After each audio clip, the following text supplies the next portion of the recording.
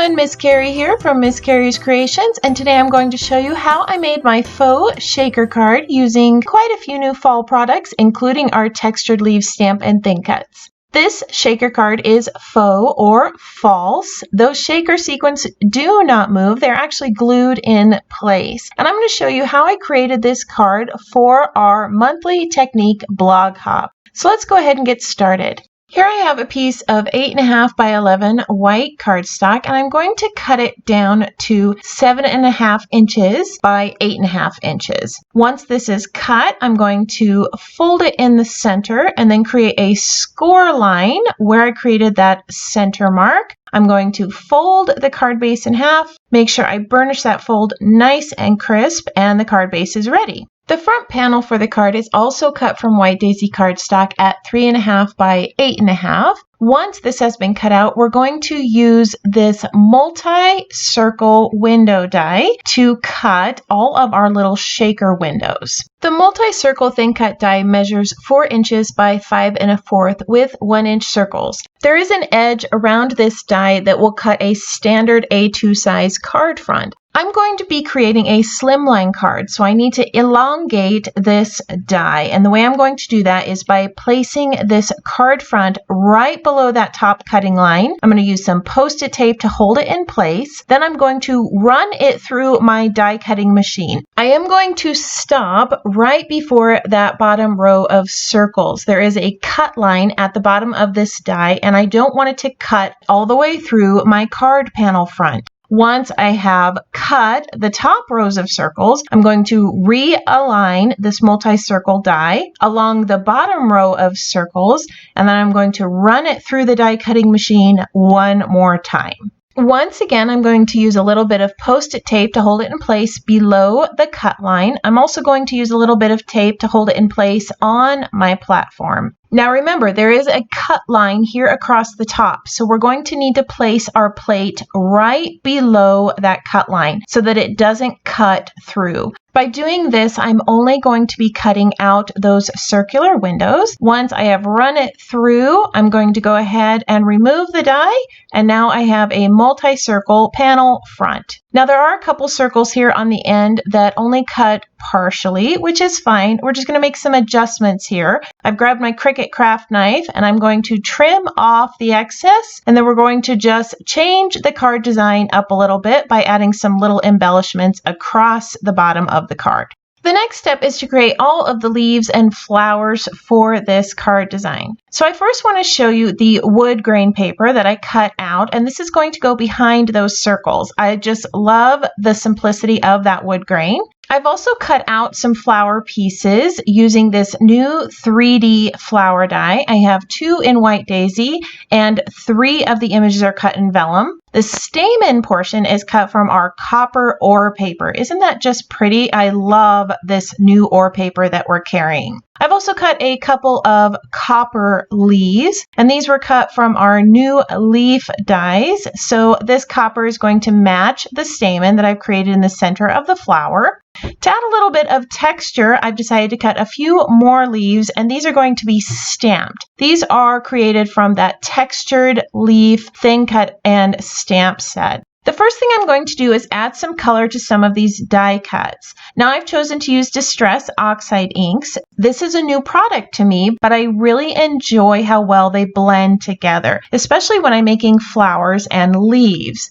I've started with the abandoned coral in the center of the flowers. I'm adding a couple layers of that just to deepen and darken that tone. And then I'm going to add mustard seed on the outside. These two colors will just blend beautifully together, creating a bit of an orange shade in the center of the fall flowers. You might be wondering what I'm using to blend these inks. This is our mini ink blending tool, and I'm able to swap out each one of those foam applicators depending on the color that I'm using. And as you can see up there in the top corner, I just store them in little baggies on a binder ring, and then I can swap them out as I use them. This is a really easy way to store them, and it saves a lot of space. I am also going to use these oxide inks on the stamped leaf images. Before I stamp them, I'm going to shade them with spiced marmalade and peeled paint. This is a green and orange combination, so it looks like the leaves are slowly changing as they do in the fall. I've already gone along it with the orange color, and then I'm topping it with the green color, and then I'll go back with the orange color, a little second layer along the edges just to deepen that orange shade and blend it with the green. If you wanted, you could add some red or some yellow to your leaf shapes to give them a whole new look. To add a bit more texture to these leaf shapes, I've grabbed a toffee shimmer brush and I'm going to add some speckles and splatters onto each one of these leaf shapes. Often as leaves start to fade, you will see bits of brown come through, and that's what I'm trying to show with this toffee shimmer. So let's take a look at one of these leaves up close. You can see that orange fading into the green with the bits of brown speckle. So now we're going to go ahead and stamp each one of these leaves. I could leave them as is, but I do like the texture of these textured leaf stamps. I've grabbed some espresso ink here, and I'm going to stamp each one of these leaves with the matching leaf image. Here's a quick tip when you're using that textured leaf stamp and thin cut. As you saw, I laid the leaf down first onto my mat and then picked it up with my block. With each one of these leaves, you're going to want to do the same thing because those little thin stems might bend. So go ahead and lay them down on your mat first, pick them up with your block, and then stamp them down on your die cut shape. Now that I'm finished with the leaves, I'm going to start assembling the flower. The first thing I want to do is roll up that stamen die cut. Here I am doing that with a pair of tweezers. If you have a quilling tool, you could use that, or a piercing tool also works. Once I've rolled it all up, I'm going to glue that tab closed against the end. And then I'm just going to hold it here for a few minutes while it dries. I'm going to spread apart all of those little stamens, and then I'm just going to set it aside until I can add it to the flower. Now I'm just going to use my fingers to roll up each one of those petals. I'm going to be stacking each one of the layers with 3D foam dots. Now I want this flower to be big and fluffy, so I'm actually doubling up some of those foam dots as I layer them. Once I have these two yellow base layers in place, I'm going to roll up the vellum layers. Now I just like to roll it between my fingers to give it a nice shape. Vellum is a little bit thick and can be difficult to work with. If you have some flower shaping tools, you could use those. I prefer just to use my fingers and roll them into shape. If you'd like to add a little bit of shimmer to this flower, you could grab your clear shimmer brush and brush it along each one of the vellum layers. This also helps with the curling of the vellum. Whenever you add shimmer onto vellum, it immediately starts to curl, giving it a realistic petal shape. Now that all of the petal layers are stacked, I'm going to grab my liquid glass and add that stamen into the center of the flower. This will take a few minutes to dry, so I'm going to go ahead and set it aside while we start putting together the base of the card. Do you remember how we have that 1-inch gap there at the top? Well, I've decided to cover it up with some sangria ribbon, and as you can see, it's not quite wide enough. So I'm going to have to add 2 layers of this ribbon to create a finished edge. I'm just going to adhere it onto that wood grain paper using a little bit of adhesive here. I'm going to use that circular grid as a guide so I know where to add my ribbon onto this card base. Then I'm going to wrap the edges of the ribbon around to the back, adhering them into place, and then I'll adhere this wood grain paper onto the base of my Slimline card. Now we're going to create that faux shaker look. I want it to look like this is actually a shaker card, so I'm going to pop it up using some foam dots. As you can see, there is no acetate. I chose not to make this into an actual shaker card because the spaces in between each one of those circles are just too small to try to add a foam tape border. So instead, I'm using the 3D foam dots and I'm going to pop it up to give it the appearance of a shaker card. Once that grid's in place, I want to put my flower down before I start adding my sequins. And here you're going to see how my thought process works when I'm creating cards. I started out with that sangria ribbon at the top and I started adding all of my leaves around the flower. I wasn't pleased with how that looked, so I moved the sangria ribbon over to the left. Didn't like that look either, so I moved it over on to the right. Now, I'm sure a lot of you do the exact same thing, and suddenly with one little rotation, you have the design that you were trying to achieve. As you can see, with one little twist, that sangria ribbon is now at the bottom. It grounds the card, and now I can start placing everything where it needs to go using a few 3D foam dots.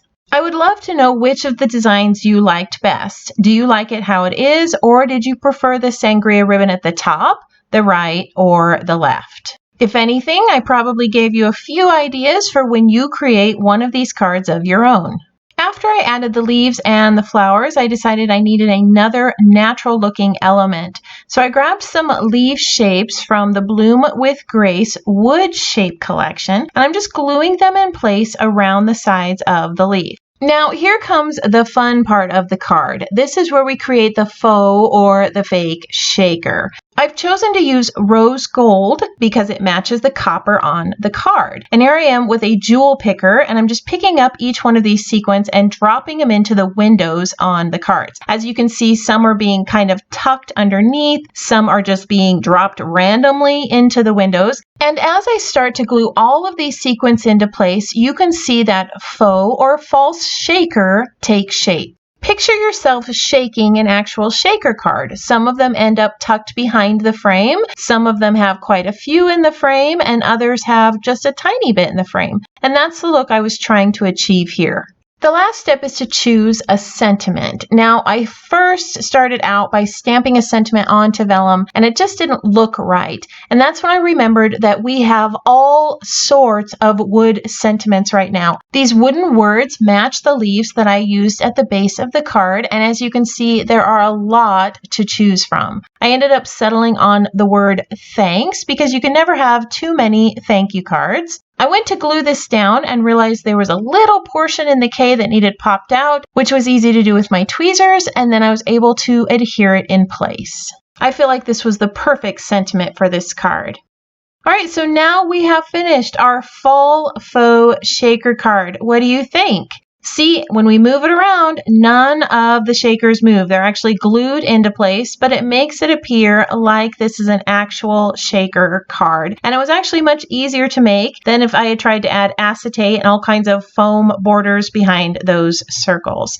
I just love the look of that great big 3D flower, those copper leaves, and all of those wooden shapes. It all just came together beautifully, and I hope that it inspired you to try a few new things. I want to thank you for joining me today as we created this faux shaker card, and remind you to subscribe to my channel. Every week, I add new projects to my blog and this YouTube channel. If you enjoyed today's project and wish to see more in the future, go ahead and click that subscribe button and notification icon so that you're notified when new videos are added. If you wish to see more card making projects like this one, you can click on the collection icon above. I hope you have a wonderful week, and I can't wait to see what you create.